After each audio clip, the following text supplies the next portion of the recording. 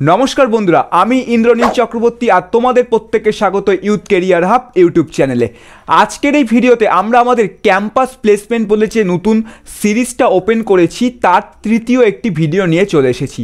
আজকের এই ভিডিওতে আমরা তোমাদেরকে ক্যাম্পাস প্লেসমেন্টের টাইমে যে অ্যাপটিটিউড রাউন্ডটা থাকে সেই অ্যাপটিটিউড রাউন্ড সম্পর্কে তোমাদের সঙ্গে কিছু আলোচনা করব ইম্পর্টেন্ট, যা অবশ্যই তোমাদের যদি সামনে প্লেসমেন্ট থাকে তাহলে তোমাদের সেই ইম্পর্টেন্ট পয়েন্টগুলো মনে রাখা উচিত।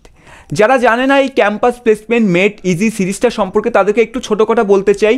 এই সিরিজটার মাধ্যমে আমরা হচ্ছে ক্যাম্পাস প্লেসমেন্টের যে প্রসেসটা থাকে আমাদের engineering degree, BCA degree, MCA degree, BBA, এমবিএর ক্ষেত্রে যে ক্যাম্পাস প্লেসমেন্ট হয়ে থাকে সেই ক্যাম্পাস প্লেসমেন্টের প্রসেসটা আমরা হচ্ছে যারা ফ্রেশার স্টুডেন্টস আছে সেই স্টুডেন্টদের কাছে আমরা ভালো করে ক্লিয়ার করতে চাই, যাতে স্টুডেন্টদের মনে কোনো প্রকারের ডাউট না থাকে যে কীভাবে অ্যাকচুয়ালি প্লেসমেন্ট আমাদের হয়ে থাকে।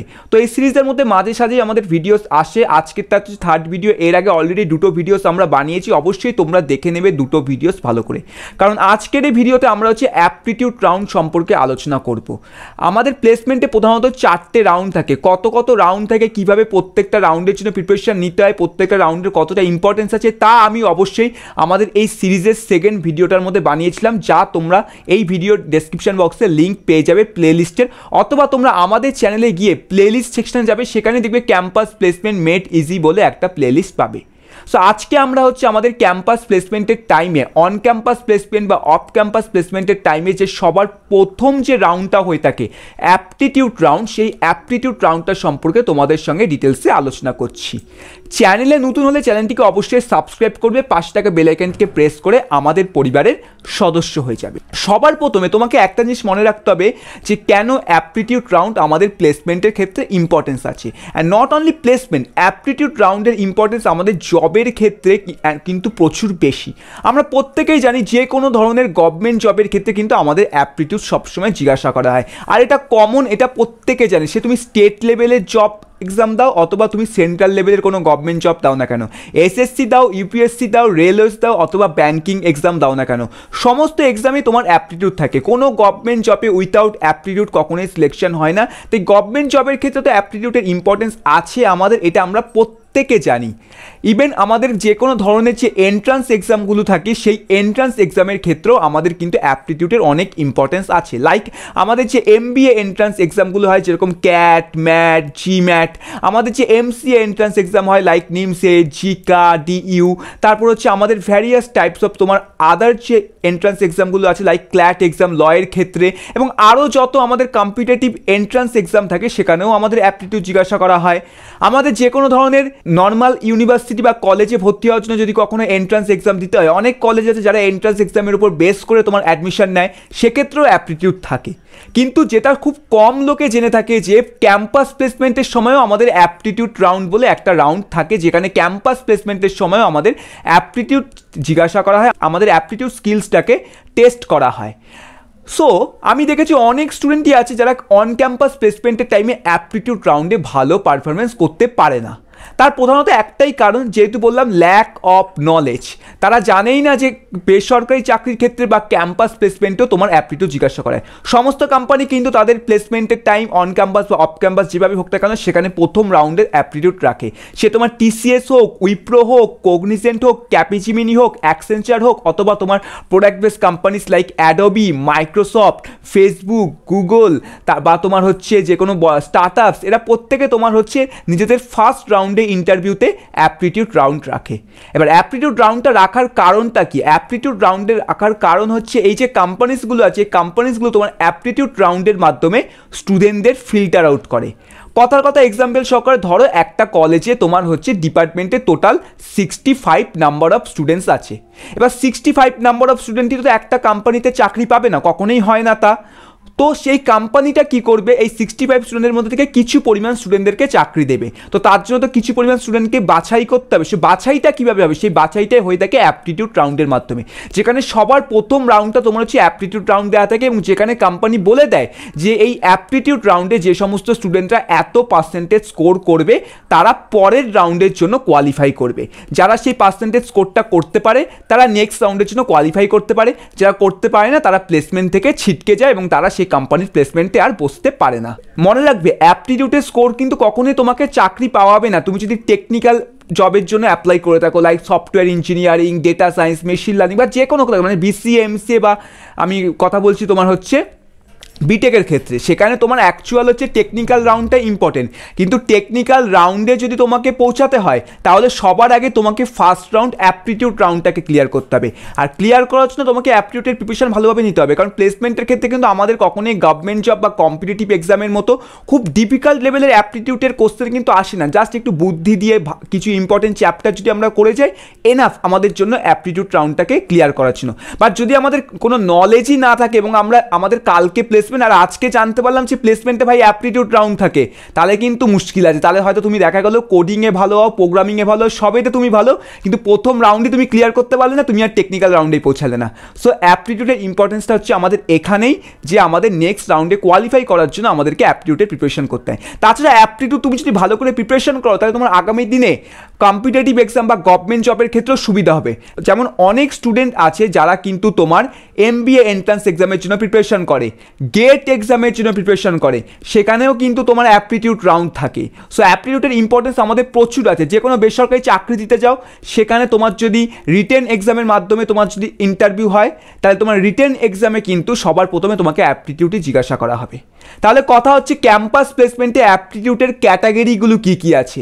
ক্যাম্পাস প্লেসমেন্টের ক্ষেত্রে আমাদের প্রধানত অ্যাপটিটিউড 3টে ক্যাটাগরিতে ডিভাইড থাকে। শুধু ক্যাম্পাস প্লেসমেন্ট বলে নয়, যে কোনো কম্পিটিটিভ এক্সামেও 3টেই ক্যাটাগরি থাকে, যেখানে সবার প্রথম ক্যাটাগরি হচ্ছে কোয়ান্টিটিভ অ্যাপটিটিউড বা তোমার যাকে অনেক সময় বলা হয় নিউমেরিক্যাল এবিলিটি। এখানে হচ্ছে আমাদের বেসিক্যালি ক্লাস 5 থেকে 10 স্ট্যান্ডার্ডে আমরা যত ম্যাথামেটিক্স রয়েছে সেগুলো থেকে আমাদের টপিক থাকে। সেকেন্ড হচ্ছে আমাদের থাকে লজিক্যাল রিজনিং, অ্যান্ড থার্ড আমাদের কাছে থাকে ভার্বাল এবিলিটি, যেটা হচ্ছে বেসিক গ্রামার অফ ইংলিশ। ঠিক আছে, সো প্রথমে আমরা কথা বলবো একটু কোয়ান্টিটিভ অ্যাপটিটিউড নিয়ে। এবার আমি এই যে কোয়ান্টিটিভ অ্যাপটিটিউড আছে, রিজনিং আছে, ভার্বাল এবিলিটি আছে, এরপর আমি স্পেসিফিক ভিডিওস বানাবো তোমার হচ্ছে কম্পিটিটিভ এক্সাম অ্যান্ড ক্যাম্পাস প্লেসমেন্টের পয়েন্ট অফ ভিউ থেকে। ঠিক আছে, বাট তো তারপর আমি আজকের ভিডিওতে তোমাকে কিছু বলে দেবো ইম্পর্টেন্ট টপিক কোনগুলো আছে ক্যাম্পাস প্লেসমেন্টের পয়েন্ট অফ ভিউ থেকে। সো কোয়ান্টিটিভ অ্যাপটিটিউডের মধ্যে কিছু ইম্পর্টেন্ট টপিক আমাদের হচ্ছে যেগুলো আমি খাতার মধ্যে এখানে নোট ডাউন করে রেখেছি, যা তোমাকে আমি বলছি। ঠিক আছে, যেমন তোমার LCM অ্যান্ড HCF খুবই ইম্পর্টেন্ট টপিক। এখান থেকে একটা দুটো কোশ্চেন তোমার ক্যাম্পাস প্লেসমেন্টে সচরাচর আসে। অ্যাভারেজ থেকে কোশ্চেন তোমার আসে, পার্সেন্টেজ থেকে তোমার কোশ্চেন আসার চান্সেস থাকে। ঠিক আছে, অ্যালিগেশন অ্যান্ড মিক্সার যে টপিকটা আছে এখান থেকেও তোমার কিন্তু কোয়ান্টিটিভ অ্যাপটিটিউড থেকে কোশ্চেন আসে তোমার ক্যাম্পাস প্লেসমেন্টে। Permutation and combination very important topic. এখান থেকে তুমি 2-3টে কোশ্চেন এভরি ইয়ার যে কোনো company, TCS, Wipro, Cognizant, Adobe, Microsoft, যে কোনো কোম্পানির ক্যাম্পাস প্লেসমেন্টে তুমি কিন্তু অ্যাপটিটিউড রাউন্ডে এখান থেকে কোশ্চেন দেখতে পাবে। প্রবাবিলিটি থেকে তুমি কোশ্চেন দেখতে পাবে, তুমি প্রফিট অ্যান্ড লস থেকে কোশ্চেন দেখতে পাবে, তুমি টাইম, ওয়ার্ক অ্যান্ড ডিস্টেন্স থেকে কোশ্চেন থাকে ক্যাম্পাস প্লেসমেন্টে, ট্রেন থেকে কোশ্চেন থাকে ক্যাম্পাস প্লেসমেন্টে, লগারিদম খুবই একটা ইম্পর্টেন্ট টপিক ক্যাম্পাস প্লেসমেন্টের জন্য, সেট থিওরি আরও একটি ইম্পর্টেন্ট টপিক ক্যাম্পাস প্লেসমেন্টের জন্য। সো এইগুলো ছিল কিছু ইম্পর্টেন্ট টপিক কোয়ান্টিটিভ অ্যাপটিটিউডের দিক থেকে দেখতে গেলে। কিসের ভিত্তিতে? অন ক্যাম্পাস প্লেসমেন্ট বা অফ ক্যাম্পাস প্লেসমেন্টের পয়েন্ট অফ ভিউ ভিত্তিতে। কোনো প্রকার কম্পিটিটিভ এক্সাম না, বিভিন্ন এক্সামের ক্ষেত্রে বিভিন্ন টপিকের ইম্পর্টেন্স থাকে। ক্যাম্পাস প্লেসমেন্টের দিক থেকে এইগুলো ইম্পর্টেন্ট টপিক। এবার এইগুলোর জন্য কোথা থেকে ভালোভাবে প্রিপারেশন করতে হবে, কোন বুকস টুকস ভালো আছে, এইগুলো আমি যখন ডিটেলস ভিডিও বানাবো তখন তোমাদেরকে আমি বলে দেবো। ঠিক আছে, সেকেন্ড যে আমাদের কাছে টপিকটা থেকে অ্যাপটিটিউডের মধ্যে সেটি হচ্ছে আমাদের রিজনিং।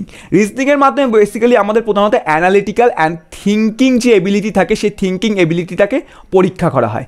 তো রিজনিংয়ের মধ্যে আমাদের কী কী ইম্পর্টেন্ট টপিক আছে? রিজনিংয়ের মধ্যে আমাদের হচ্ছে ব্লাড রিলেশন থেকে কোশ্চেন দেখা যায়, আমাদের calendars and clocks, blood relation, calendars and clocks, এই 3টে কিন্তু খুবই important topic point of view প্লেসমেন্টের দিক থেকে দেখতে গেলে। কম্পিটিটিভ এক্সামের ক্ষেত্রে অনেক সময় ক্যালেন্ডার থেকে জিজ্ঞাসা করে না, বাট তোমার প্লেসমেন্টের দিকে ক্যালেন্ডার থেকে কোশ্চেন জিজ্ঞাসা করে। স্পেশালি তোমার যে সার্ভিস বেস কোম্পানিসগুলো আছে লাইক TCS, উইপ্রো, কগনিজেন্ট, ক্যাপিজিমিনি, এক্ষেত্রে কিন্তু তোমার ক্যালেন্ডার এবং ক্লকস থেকে 2 থেকে 3টে কোশ্চেন তোমার আসেই। ঠিক আছে, কোডিং, ডিকোডিং আরও একটি ইম্পর্টেন্ট টপিক। তারপর তোমার ডেটা সাফিসিয়েন্সি থেকে কোশ্চেন থাকে, পেপার ফোল্ডিং, সিটিং অ্যারেঞ্জমেন্ট, ঠিক আছে, অ্যান্ড তোমার হচ্ছে ইনপুট আউটপুট, এইগুলো থেকে তোমার হচ্ছে লজিক্যাল রিজনিংয়ের মধ্যে কোশ্চেন থাকে।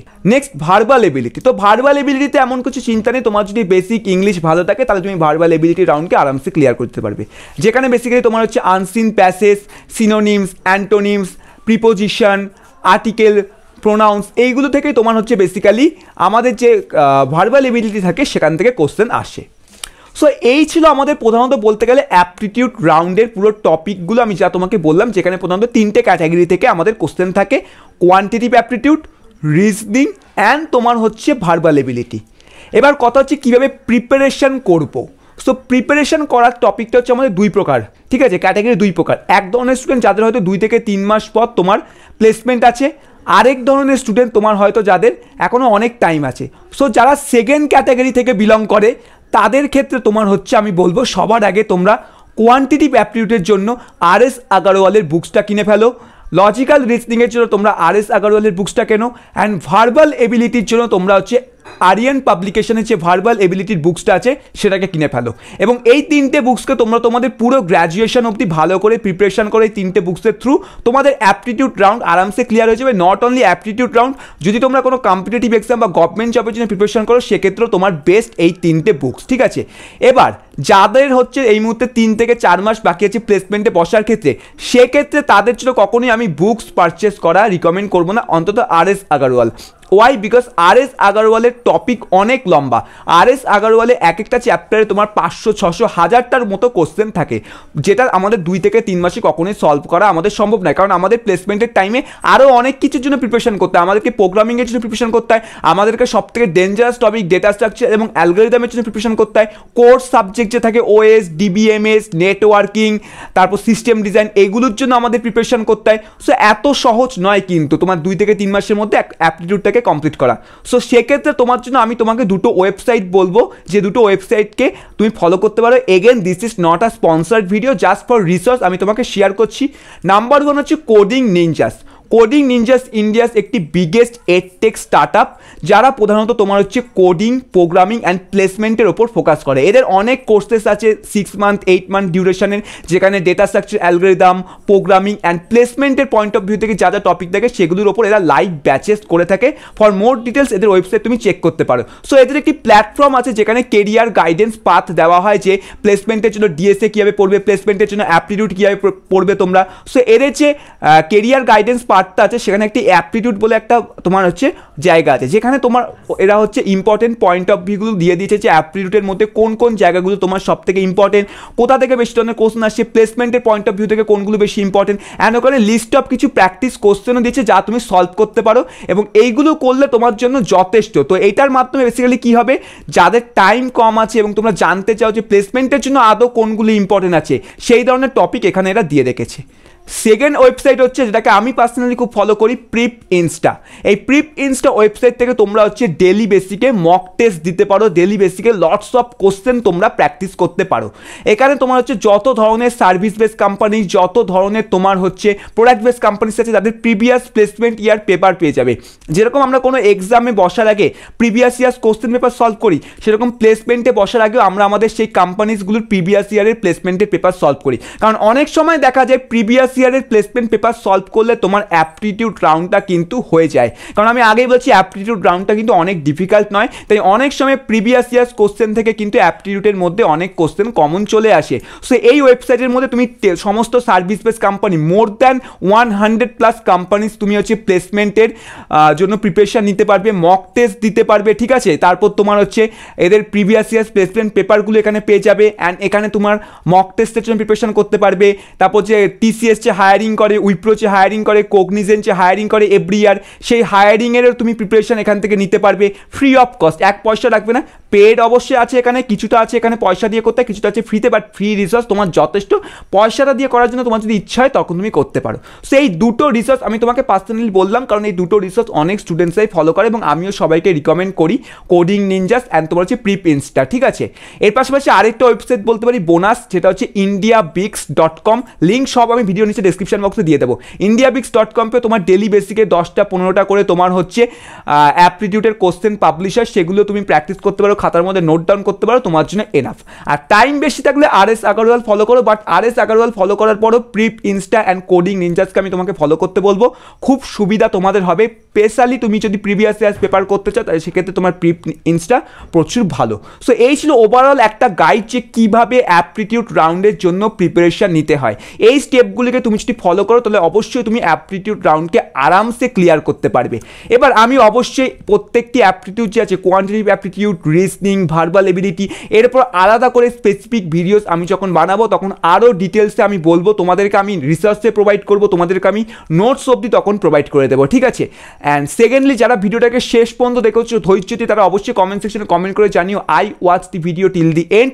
অ্যান্ড ভিডিওটিকে অবশ্যই তোমরা শেয়ার করো সকল বন্ধুদের মধ্যে, কারণ তোমরা যদি শেয়ার না করো চ্যানেলের রিচ ইনক্রিজ হচ্ছে না, রিচ ইনক্রিজ তাহলে আমি মোটিভেশন পাচ্ছি না নতুন নতুন ভিডিওস বানানোর জন্য, ঠিক আছে। সো তোমাদের যদি এই প্লেসমেন্ট সিরিজটা তোমরা যদি বলো আমি কন্টিনিউ করবো, তাহলে অবশ্যই কমেন্ট সেকশনে কমেন্ট করো, আমি প্লেসমেন্ট সিরিজটাকে কন্টিনিউ করবো। তার জন্য তোমরা ভিডিওসগুলোকে শেয়ার করো সকল বন্ধুদের মধ্যে, কেউ দেখুক বা না দেখুক, বাট শেয়ার করো, ঠিক আছে। অ্যান্ড সেকেন্ডলি, তোমাদের সঙ্গে দেখা হবে আবারও একটি নতুন ভিডিওতে। ততক্ষণ জন্য সুস্থ থাকো, ভালো থাকো, অ্যান্ড সকলকে জানাই নতুন বছর 2022-এর হ্যাপি নিউ ইয়ার।